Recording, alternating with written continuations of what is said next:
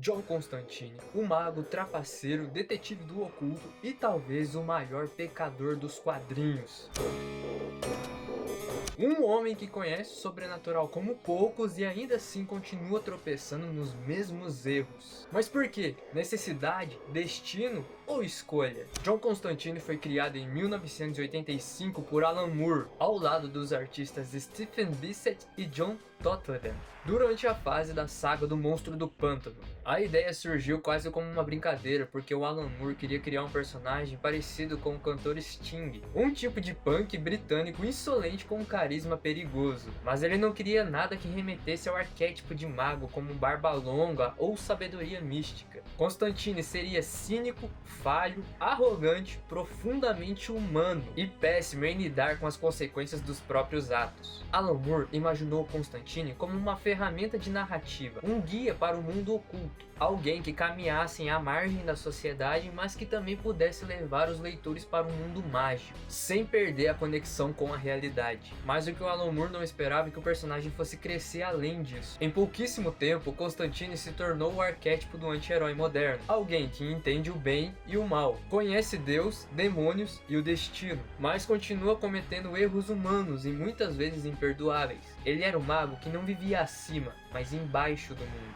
na lama, entre vícios, culpas e escolhas ruins. A sua revista solo, Hellblazer, foi lançada em 1988. O personagem ganhou histórias que foram do horror puro a reflexões profundas sobre a alma humana. Entre as mais importantes estão Hold Me, de 1989, escrita pelo Neil Gaiman, uma história curta sobre abandono, solidão e empatia. Mostra o personagem em um momento raro da humanidade verdadeira. Temos também Hábitos Perigosos, de 1991 a 1994. Essa seria a fase do Garfienes, considerada por muitos a melhor história do personagem. Constantine descobre que está com câncer, um resultado claro apesar de fumar como uma chaminé. Sem saída, o personagem engana o próprio inferno para conseguir viver mais. Essa também é a história que inspirou o filme do Keanu Reeves em 2005. Family Man, de Jamie Delano, o serial killer humano prova que o mal não precisa existir a partir de demônios. Original Sins marca a base do personagem: culpa, manipulação e as relações tóxicas com aliados e demônios.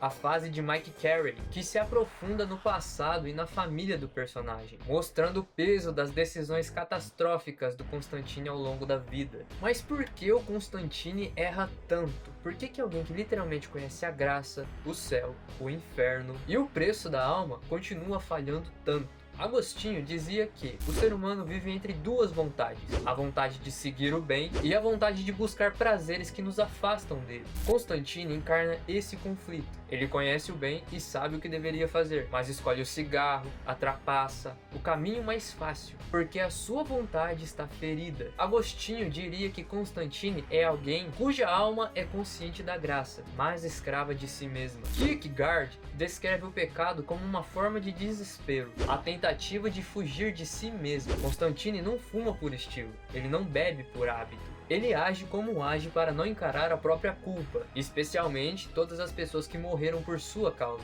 O pecado dele é existencial, é um auto-engano. Ele está sempre fugindo de si mesmo. Constantine rejeita a moral tradicional. Ele escolhe as próprias regras. Ele se recusa a ser bom nos moldes esperados. Nietzsche diria que Constantine é alguém que encara o abismo e decide agir conforme a sua própria natureza, não como a sociedade exige. Mas isso gera um preço. Essa liberdade extrema gera caos. Mesmo sabendo que o mundo é cruel e cheio de caos, Constantine continua lutando. Ele não busca a vitória, ele busca sobreviver. É o homem que enfrenta o inferno literalmente, mesmo sabendo que no fim nada vai mudar. Então Constantine age errado porque quer ou porque precisa? A resposta, como personagem, é ambígua. Ele sabe o certo, mas escolhe o errado. Ele manipula, mente, trai, trapaceia, mesmo quando não precisa. Há um ego, um orgulho, uma vaidade quase que demoníaca. O mundo dele exige decisões moralmente sujas. Salvar vidas muitas vezes significa sacrificar outras. Enfrentar o lado maligno do sobrenatural exige jogar sujo. Constantine vive entre a liberdade e a condenação. Ele erra por querer,